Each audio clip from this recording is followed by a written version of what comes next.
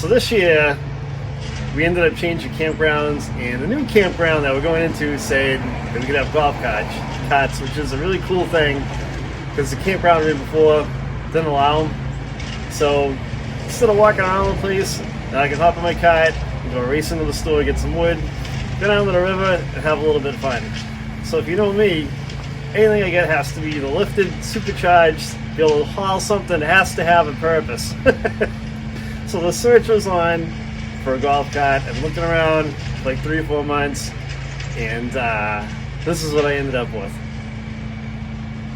So what I ended up with was this 2001 Easy Go golf cart, TXT. From what I've been told, that's what it is. I don't know every single model of these things, so I'm just starting to learn. But it started off life as a little tiny white golf cart like you kind of see in Caddyshack, and this is what the guy turned it into. So I figured it was right up my alley. I think it has a 6-inch lift in it. He wasn't exactly sure what lift he had put in it, but it has 22-inch tires on it, has a winch on it, and turn signals, some off-road lights. So take a walk around it real quick. This thing's kind of cool. So it's pretty clean for the age of it. It has a little bit of mud on it, but I'm going to wash it up in the springtime when we get ready to bring it out. It has a windshield on it, a wiper that I'm probably going to end up hooking up at some point. Previous owner didn't wire that in yet. He had put turn signals in it, and when I got it from him, he said the turn signals were backwards, which they were. So if you put the turn signal on to the right, they would go to the left, and if you put it on to the left, they would go to the right. So I fixed that. It was a pretty easy fix. I've seen quite a few threads about this issue on the internet, and I'm going to make a separate video to tell you guys what I did if you have this issue. But that's kind of cool. So in the front, you can see the turn signal flashing, and if you go to the rear, it works out back as well. A lot of the campgrounds now are requiring, like an electric golf cart has to have headlights and tail lights in them. So that's one of the reasons why I did buy this one. It's just something to look out for. Follow the rules of the campground so that you're not running into problems and they have to add a bunch of stuff.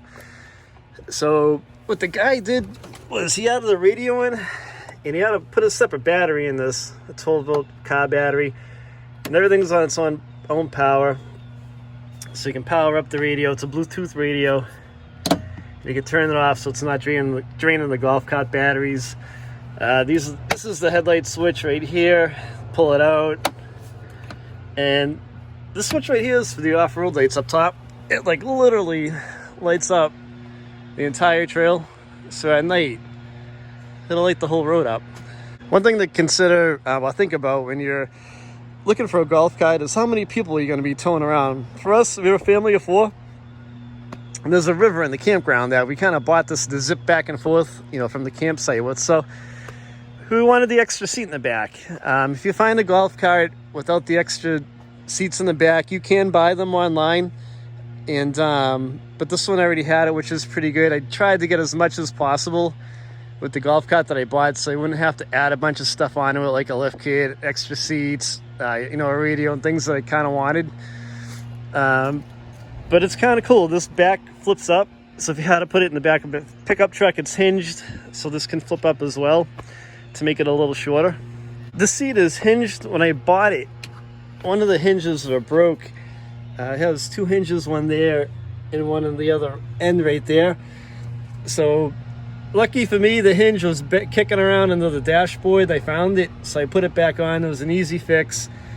And these are the Trojan batteries, the T105s. They're kind of old, but they seem to have a lot of power left in them. I'll probably replace them maybe next year. I'll see if I can get a season out of them. And these are probably about 8 years old, so I'm on borrowed time with them. But for the back golf cart alarm, the previous owner put tape over the alarm, the backup alarm, to muffle the noise. It's under here. If you have to replace yours because it's not working, this is on this golf cart where it is. And I unmuffled it so it's loud again. I'll turn it on. So here's the switch. I'm gonna put it in reverse, so you can kind of hear it. It's a safety thing, so the campground's going to kind of want to make sure it's somewhat loud so people can hear you backing up. So this golf cart also had rearview mirrors on it, so you can see who's behind you. They work out pretty good. And it has a roof too. I wanted something with a roof, so that if I get stuck out in the rain at the river or something like that, you know, it'd give you some shade from the sun or from the rain while you're going back to the campsite and stuff. This winch is kind of neat. It has its own toggle switch too, and the switch to make it go forward and back is right here, in and out rather. So it does come out. The previous owner had a plow on it, which I ended up letting him keep because they have more snow removal stuff around here that I know what to do with, so I didn't need a plow and a golf cart. But it's a custom-made front bumper. To my knowledge, it wasn't bought, it was fabricated. That's pretty neat as well. Go ahead. So kind of just wanted to go around this golf cart real quick, show you a couple things to look for. Keep in mind if you're looking for a golf cart for a campground like I was, I wanted to get the bigger tires, the ground clearance and stuff like that. There's some pretty good deals out there. I ended up paying like $3,000 for this one, which was a pretty good deal. I mean, it's in the middle of winter. It's almost December.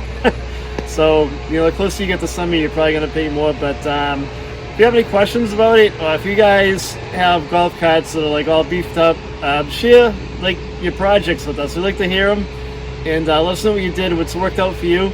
And thanks for hanging on the channel. Don't forget to subscribe. Talk to you later.